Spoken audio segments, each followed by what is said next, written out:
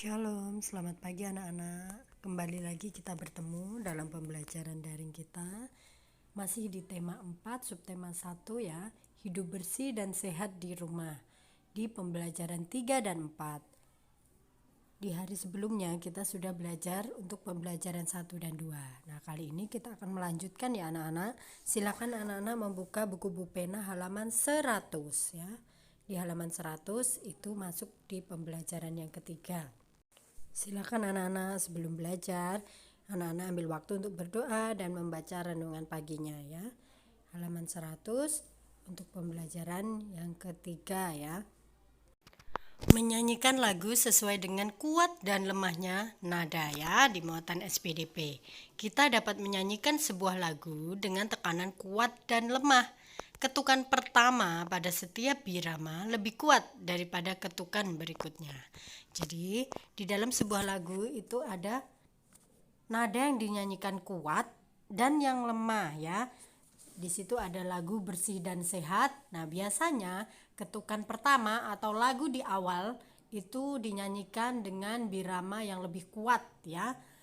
Contohnya, kita lihat bersama di sana bersih dan sehat ya, ciptaan siapa? Ate Mahmud ya. Ketukan 2/4.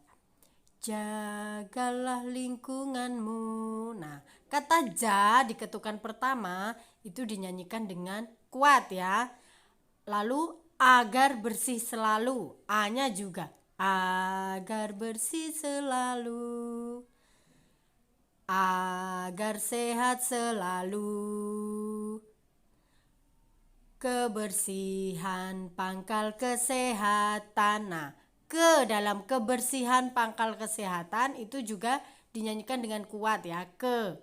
Lalu kesehatan sangat diperlukan. Kesehatan yang ke-nya juga kuat ya. Hidup bersih menjadikan sehat. Hidup sehat, kerja pun giat. Nah, anak-anak bisa ya membedakan ya. Jadi di awal ketukan yang pertama itu dinyanyikan lebih kuat ya, seperti ja, lalu agar, kemudian kemudian kesehatan, lalu hi. Itu yang pertama juga, hidup. Hidup sehat. Jadi yang di awal lagu itu dinyanyikan dengan lebih kuat ya. Coba kita nyanyikan bersama-sama ya, anak-anak menyimak mana yang ketukan kuat dan mana yang lemah. Jagalah lingkunganmu agar bersih selalu. Jagalah lingkunganmu agar sehat selalu. Kebersihan pangkal kesehatan. Kesehatan sangat diperlukan. Hidup bersih menjadikan sehat. Hidup sehat, kerja pun giat. Seperti itu ya anak-anak, kira-kira cara menyanyikannya untuk ketukan kuat dan lemah ya. Selanjutnya memberi tanda kuat dan lemah pada suara pada lagu ya. Ada tekanan kuat dan ada juga tekanan lemah. Kita sudah membedakan tadi ya. Ketukan pertama dalam satu birama selalu lebih kuat dari ketukan berikutnya. Coba anak-anak lihat di buku pena halaman 100 ya. Di sana ada lagu bersih dan sehat ya. Lalu di halaman 101 lihat di paling atas untuk tanda yang ketukannya kuat itu lurus garisnya. Untuk tanda yang tekanannya lemah itu keriting ya, bergelombang garisnya ya. Garisnya bergelombang. Nah, silakan kalian buat di halaman 100 itu kalian beri tanda. Kita tadi sudah menyanyikan ya, mana saja yang ketukannya kuat. Ja, itu kalian garis bawahnya. Ja, itu berarti garisnya lurus. Berarti ketukannya kuat. Lalu garis bergelombang yang galah lingkunganmu itu bergelombang semua ya. Berarti ketukannya lemah. Begitu selanjutnya ya di halaman 100. Silakan anak-anak mencobanya di rumah ya. Selanjutnya anak-anak, di muatan bahasa Indonesia menyebutkan isi teks percakapan tentang lingkungan tidak sehat. Kamu dapat menyebutkan isi teks tentang lingkungan tidak sehat. Bagaimana langkah-langkahnya? Yang pertama, saat membaca, perhatikan kalimat-kalimat dalam teks dengan seksama. Lalu, kamu dapat menggunakan kosakata yang kamu ketahui artinya. Yang ketiga, apabila ada kata yang belum kamu ketahui artinya, tanyakan kepada guru atau cari di Kamus Besar Bahasa Indonesia. Jadi kita akan mencari kosakata yang menurut kalian sulit ya.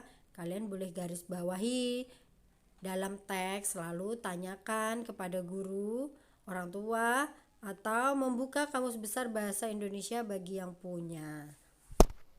Selanjutnya anak-anak menuliskan informasi yang diperoleh dari hasil pengamatan. Yang pertama, dari hasil mengamati sebuah gambar, kita akan memperoleh informasi penting. Jika informasi hasil pengamatan telah diperoleh, kita dapat melaporkan hasil pengamatan tersebut.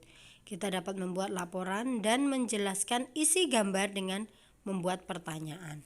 Nah, anak-anak, kita akan belajar membuat laporan pengamatan ya dari gambar yang kita amati atau gambar yang kita lihat. Contohnya adalah di situ ada Nina dan Ibu ya. Nah, dari situ kita bisa membuat laporan anak-anak. Apa yang terjadi pada gambar? Nah, ada Nina dan Ibu. Kira-kira mereka sedang apa ya? Sedang berbincang-bincang atau bercakap-cakap ya, bercerita. Lalu di mana itu terjadinya? Kira-kira di mana ya mereka itu? Mengobrol di mana ya? Di ruang tamu atau di kamar Nina, boleh ya. Lalu mengapa hal tersebut terjadi? Nah, mengapa tuh, apa yang mereka lakukan? Mereka mengobrolkan tentang apa? Boleh sesuai dengan kreativitas kalian sendiri ya. Mungkin Nina meminta izin kepada ibunya mau bermain, atau ibunya menasihati Nina. Nah, dari situ kita sudah bisa membuat sebuah laporan. Lihat di bawah itu juga ada contoh gambar anak-anak. Apa informasi yang kamu dapat dari gambar berikut? Bagaimana caranya untuk membuat laporan? Kalian buat dulu pertanyaan ya, nggak usah banyak-banyak, misalnya 3. Apa yang terjadi pada gambar? Silakan kalian jawab. Ruangan kelas yang bersih misalnya ya. Lalu di mana terjadinya? Di kelas. Lalu mengapa hal tersebut terjadi? Nah, kenapa ruangannya kok bisa bersih ya? Anak-anak sesuai jadwal piket membersihkan ruangan kelas sehingga kelas menjadi bersih dan rapi. Boleh seperti itu. Lalu dari jawaban-jawaban tadi kalian gabungkan menjadi laporan ya, menjadi sebuah informasi ya. Dari situ kalian gabungkan. Nah, jadilah sebuah laporan dalam pengamatan gambar. Jadi langkah pertama buat dulu pertanyaan, ada 3. Apa yang terjadi? Kalian jawab. Di manakah terjadinya? Lalu mengapa hal tersebut terjadi? Jawaban-jawaban itu digabungkan menjadi sebuah laporan pengamatan ya. Seperti itu anak-anak cara membuat informasi yang diperoleh pada gambar. Ruas garis pada bangun datar. Banyak benda di sekitar kita yang berbentuk seperti bangun datar tertentu ya. Perhatikan gambar berikut, perhatikan ruas garisnya. Nah, kemarin di pembelajaran 1 dan 2 kita sudah mengenal beberapa bangun datar ya, beserta nama-namanya. Nah, sekarang kita akan menentukan yang mana yang namanya ruas garis ya. Perhatikan yang warna merah itu adalah bangun datar yang bernama persegi panjang ya. Ruas garisnya adalah atas, bawah, kiri, dan kanan itu ya anak-anak. Garis-garis itu namanya ruas garis. Lalu ada yang gambar biru, itu namanya jajar genjang. Seperti persegi tetapi dia miring ya. Ruas garisnya sama anak-anak. Garis atas, bawah, lalu kiri dan kanan itu adalah ruas garis. Bagaimana dengan yang warna orange? Itu adalah bangun datar layang-layang ya. Kenapa disebut layang-layang? Bentuknya seperti layangan ya. Makanya dinamakan layang-layang. Ruas garisnya sama ya, tuh yang sisi sebelah kanan, kiri, lalu yang atas ya. Kemudian yang warna hijau itu adalah bangun datar yang bernama trapesium ya. Sebelah mana saja ruas garisnya? Atas, bawah, kiri dan kanan. Nah, persegi panjang, jajar genjang, layang-layang, trapesium mempunyai ruas garis yang sama ya anak-anak ya, jumlahnya. Persegi panjang ruas garisnya ada berapa? 1, 2, 3, 4 ya. Jajar genjang juga atas, bawah, kiri, kanan 4.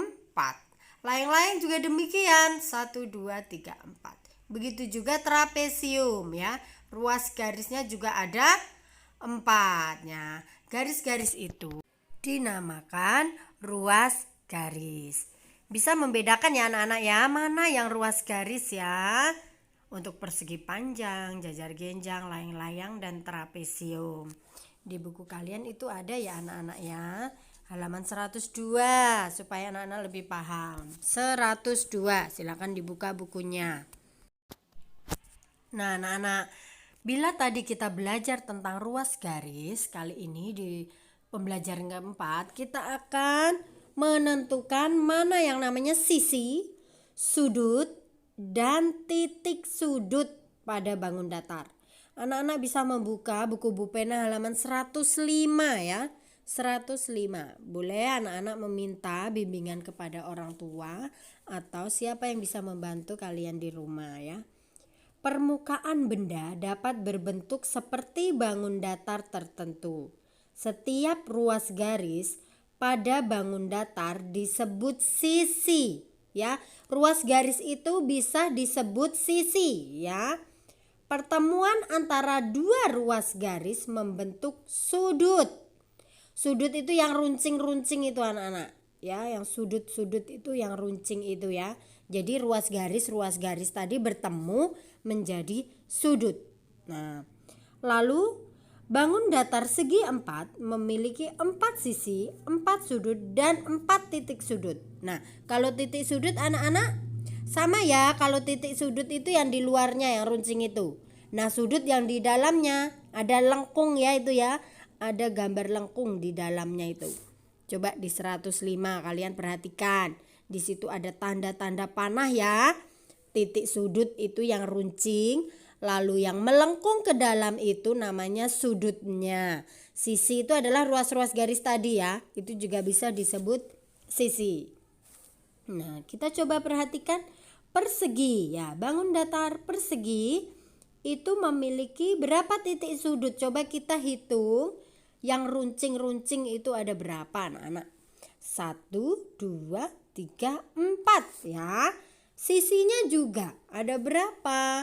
1 atas, 1 sebelah kiri, 1 lagi bawah, 1 lagi sebelah kanan. Ada 4. Bagaimana dengan sudut? Sudut yang lengkung-lengkung di dalamnya ya. Coba kita hitung. 1, 2, 3, 4 ya. Begitu pula persegi panjang. Sama ya, memiliki 4 sisi, 4 sudut, dan 4 titik sudut. Begitu juga trapesium sama kaki. Ya, lihat trapesium sama kaki di sebelahnya itu. Ada berapa titik sudut? Ada berapa sudutnya, lalu sisinya. Persegi panjang dan trapesium adalah bangun datar segi 4 karena memiliki titik sudutnya 4, sisinya 4, lalu sudutnya juga 4. Nah, makanya namanya segi 4 ya. Nah, bagaimana dengan bangun datar segitiga yang memiliki 3 sisi, 3 sudut, dan 3 titik sudut? Kalian bisa membedakan ya, mana segi 4, mana segitiga. Coba di bawah itu. Ada macam-macam segitiga ya. Segitiga itu macam-macam ya. Ada segitiga sama kaki, segitiga siku-siku, lalu segitiga sembarang. Untuk segitiga sama kaki, ada berapa jumlah sudutnya? Kita hitung 1, 2, 3 ya. Lalu sisinya yang ruas-ruas garis tadi ya, 1, 2, 3 juga. Bagaimana titik sudutnya? Untuk yang runcing-runcingnya itu anak-anak ada berapa itu? Segitiga sama kaki. 1, 2, 3 ya. Begitu pula segitiga siku-siku dan segitiga sembarang. Memiliki 3 sisi, 3 sudut, dan 3 titik sudut. Untuk lebih jelasnya kalian bisa buka halaman 105 itu ya anak-anak ya. Ibu harap anak-anak bisa paham sampai di sini ya. Kalau kalian kesulitan, boleh bertanya kepada orang tua atau siapa yang bisa membantu kalian di rumah. Atau untuk anak-anak yang PTM, besok kita akan kembali membahas ya di sekolah. Terima kasih anak-anak. Demikianlah pembahasan kita hari ini untuk pembelajaran 3 dan 4. Selamat belajar ya anak-anak, tetap semangat. Jangan lupa untuk selalu dipahami ya materi-materi kita supaya anak-anak lebih paham dan mengerti. Selamat belajar, tetap semangat dan Tuhan Yesus memberkati.